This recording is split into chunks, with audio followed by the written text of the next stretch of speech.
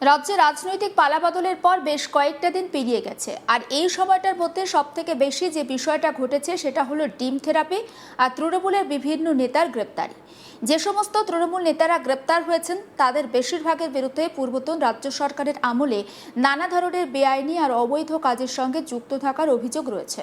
এবার আরও এক তৃণমূল নেতা গ্রেপ্তার, তবে এই নেতার বিরুদ্ধে যে অভিযোগ উঠেছে সেটা বেশ চমকে দেওয়ার মতো অভিযোগ। মালদার গাজলে প্রাক্তন ব্লক যুব তৃণমূল সভাপতি সুরজিৎ সাহাকে গ্রেপ্তার করল পুলিশ। তার বিরুদ্ধে ডাকাতির চেষ্টার ঘটনায় যুক্ত থাকার অভিযোগ রয়েছে। প্রসঙ্গত, গত 15 তারিখ নৈশকালীন টহলদারিতে বেরিয়ে ডাকাতির উদ্দেশ্যে জড়ো হওয়া দুজনকে গ্রেপ্তার করে গাজল থানার পুলিশ। ধৃতদের কাছ থেকে উদ্ধার হয় একটি অত্যাধুনিক ওয়ান শাটার এবং 1 রাউন্ড কার্তুজ। এছাড়া উদ্ধার হয়েছে লোহার শাবল সহ একাধিক সামগ্রী। ঘটনায় যুক্ত ছিল আরও বেশ কয়েকজন দুষ্কৃতী, তবে তারা পালিয়ে যায়। ধৃতদের জিজ্ঞাসাবাদ করে সুরজিৎ সাহার নাম উঠে আসে, এরপরই তাকে গ্রেপ্তার করা হয়। যদিও তার বিরুদ্ধে ওঠা সমস্ত অভিযোগ অস্বীকার করেছেন সুরজিৎ। এই বিষয়ে গাজলের বিজেপি বিধায়ক চিন্ময় দেববর্মন বলেন, ওই ব্যক্তির বিরুদ্ধে একাধিক অভিযোগ রয়েছে, পুলিশ গ্রেপ্তার করেছে। তৃণমূলের আরও অনেকেই রয়েছেন যাদের বিরুদ্ধে একাধিক অভিযোগ রয়েছে। একবার শোনাই বিজেপি বিধায়ক চিন্ময় দেববর্মনের বক্তব্য। আমিও মানে এরকমই বাইরে জানতে পারলাম যে গতকালকে তৃণমূলের যে ব্লক যুব সভাপতি ছিলেন উনি অ্যারেস্ট হয়েছেন এবং সম্ভবত কোনো আর্মস কেসে আর ওনাকে অ্যারেস্ট করা হয়েছে। কোনো একজন অপরাধী সে নিজে মুখে স্বীকার করে যে এই ধরনের আর্মস ওনার কাছে পাওয়া যাবে, সেই মোতাবেকই পুলিশ তদন্ত করে আর ওনাকে অ্যারেস্ট করেছে এবং আজকে পুলিশ তাদের তদন্ত অনুযায়ী কোর্টে প্রডিউস করছে। বিচার ব্যবস্থা তার জন্য যা ব্যবস্থা করে সেটা আগামী দিনে দেখে। এই মানে তৃণমূল দলটা এই ধরনের ব্যক্তিগুলোকে বেছে নিয়েই তাদের পদাধিকার দিত, যাতে করে তারা নিজেদের রাজনৈতিক প্রভাব খাটিয়ে মানুষের উপর অত্যাচার করে, অবৈধভাবে কাউরি জমি দখল করে, কাউকে পার্টির পদ পাইয়ে দেওয়ার নাম করে পয়সা তোলা, এই ধরনের করে যেন তিনি দলটাকে প্রভাবশালী করতে পারে, দলে একটা মানে আর্থিকভাবে দলকে যেন আরো সমৃদ্ধি করতে পারে, এই ধরনের লোককেই দেওয়া হতো এবং তার প্রমাণ হলো আজকে। এবং এই ব্যক্তির নামে বহু মৌখিকভাবে অভিযোগ আমার কাছে আছে। কাউরি জমি দখল করে পার্টি অফিস তৈরি করা, কাউরি মানে অবৈধ নির্মাণ সেটাকে পয়সা নিয়ে ধামাচাপা দেওয়া, কাউরি জমি দখল করে আর সেখান থেকে পয়সা নেওয়া, কাউকে পার্টির পদ দেওয়ার নাম করে পয়সা নেওয়া, কাউকে ধমকিয়ে চমকিয়ে হুমকি দিয়ে পয়সা নেওয়া, এই ধরনের বিভিন্ন ধরনের অভিযোগ আমার কাছে আছে। লিখিত অভিযোগ আমার কাছে আসেনি এবং আমার মনে হয় আজকের এই ঘটনার পরে পুলিশের এই ধরনের পদক্ষেপের পরে বাকি যে সমস্ত তৃণমূলের নেতৃত্ব আছে যারাও বিভিন্নভাবে দুর্নীতির সঙ্গে যুক্ত, তাদের প্রতি মানুষ এখন ক্ষুব্ধ হয়ে লিখিতভাবে অভিযোগ করবে এবং আগামী দিনে পুলিশ প্রশাসন তার যথোপযুক্ত ব্যবস্থা করবে। আজকে আমি যতটুকু জানি আমাদের এই গাজল ব্লকের যে তৃণমূলের যুব সভাপতি যিনি ছিলেন সুরজিৎ সাহা, তাকে আর্মস কেসে সম্ভবত ধরে আর অ্যারেস্ট করার পর আজকে কোর্টে প্রডিউস করা হয়েছে। অন্যদিকে তৃণমূল নেতা কৃষ্ণেন্দু নারায়ণ চৌধুরী বলেন, কারোর বিরুদ্ধে যদি এই ধরনের অভিযোগ থাকে কোনোভাবে দল তার পাশে দাঁড়াবে না। শোনাবো তৃণমূল নেতা কৃষ্ণেন্দু নারায়ণ চৌধুরীর বক্তব্য। যদি এই ঘটনা সত্যি হয়, পুলিশ এনকোয়ারি করছে, কোন দল করে সেটা বড় কথা না, তার বিরুদ্ধে প্রপার অ্যাকশন হবে, এটা আমি জানি। এগুলো কি কাম্য একজন পলিটিক্যাল নেতা হিসেবে যুক্ত হয়ে যাবে? যদি যুক্ত থাকে তাহলে প্রপার অ্যাকশন হবে, কেউ ওর পাশে থাকবে না। সমস্ত বিষয়টা নিয়ে আমার কলিগ মিল্টন পালের একটি রিপোর্ট আপনাদের দেখাবো। মালদার গাজল থানার পুলিশ গোপন সূত্রে খবর পেয়ে গাজল থানা এলাকায় অভিযান চালায়, আর সেই অভিযানে আটক হয় 2 ব্যক্তি। তাদের কাছ থেকে উদ্ধার হয়েছে একটি আগ্নেয়াস্ত্র ও কার্তুজ সহ ডাকাতির সরঞ্জাম। এরপরে তাদেরকে জিজ্ঞাসাবাদ করে নাম উঠে আসে মালদার গাজল ব্লকের যুব তৃণমূল নেতা সুরজিৎ সাহার, আর এই অভিযোগের ভিত্তিতে তাকে গ্রেপ্তার করেছে গাজল থানার পুলিশ এবং তাকে গ্রেপ্তার করে আদালতে তোলা হয়েছে। যদিও আদালতে যাওয়ার পথে এই যুব তৃণমূল নেতা সমস্ত অভিযোগ অস্বীকার করেছে।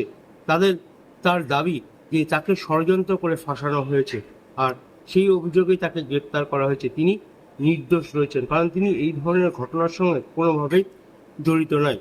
যদিও গাজল ব্লকের বাসিন্দাদের অভিযোগ যে যখন এই তৃণমূল সরকার ক্ষমতায় ছিল তারা একের পর এক কুকীর্তি করে এসেছে এবং সেই কুকীর্তির অভিযোগ থানায় জমা দিলেও কোনোরূপ ব্যবস্থা করা হয়নি। স্বাভাবিকভাবেই এই তৃণমূল নেতাদের বাড়বাড়ন্ত দিনের পর দিন বেড়ে গিয়েছে। এবার রাজ্যের সম্প্রতি পালাবদল হয়েছে, তারপরে তৃণমূল নেতাদের একের পর এক কুকীর্তি ফাঁস হচ্ছে। শুধু মালদা জেলা নয়, বাংলা জুড়েই একের পর এক এই তৃণমূল নেতারা গ্রেপ্তার হচ্ছেন। যেদিন এই তৃণমূল নেতার বিরুদ্ধে এর আগেও একাধিকবার এই ধরনের অভিযোগ উঠেছে, পুলিশে অভিযোগ জানিয়েও কোনো ব্যবস্থা হয়নি। এইবার তার ব্যবস্থা হয়েছে, তাকে গ্রেপ্তার করেছে পুলিশ, সঠিক কাজ করেছে। এই ধরনের বহু নেতা এই মালদা জেলাতে প্রচুর রয়েছে, তাদেরকেও অবিলম্বে গ্রেপ্তার করা হোক। যদিও সেখানকার বিজেপি নেতৃত্বের অভিযোগ, তার বিরুদ্ধে এর আগেও একাধিক অভিযোগ ছিল, এবারে তো সেই অভিযোগের বিরুদ্ধে পুলিশ তদন্ত করে তাকে গ্রেপ্তার করেছে।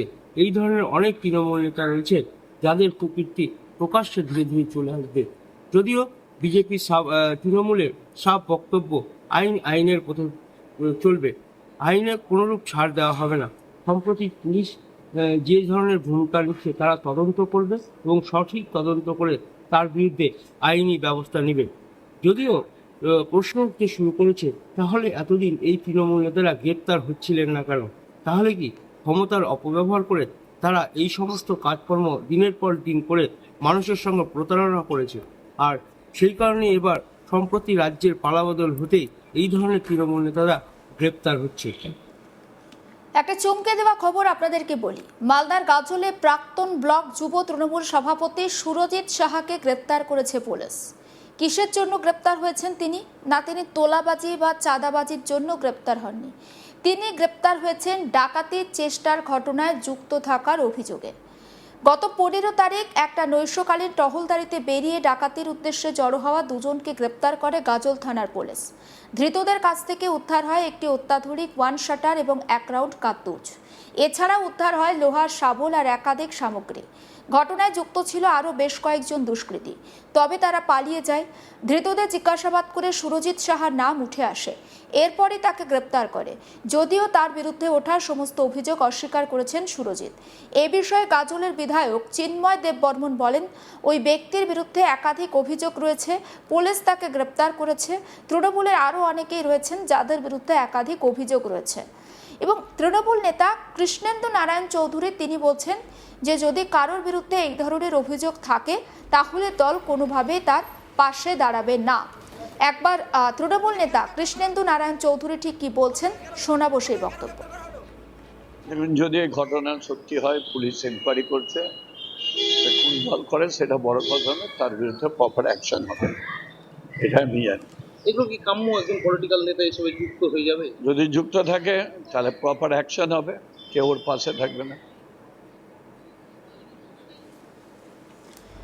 দেখুন, কৃষ্ণেন্দু নারায়ণ চৌধুরী তার বক্তব্য আমরা আপনাদের সামনে তুলে ধরলাম। তবে বিজেপি এই বিষয়টিকে নিয়ে যে তারা থেমে থাকবে না সেটাও কিন্তু একেবারে স্পষ্ট।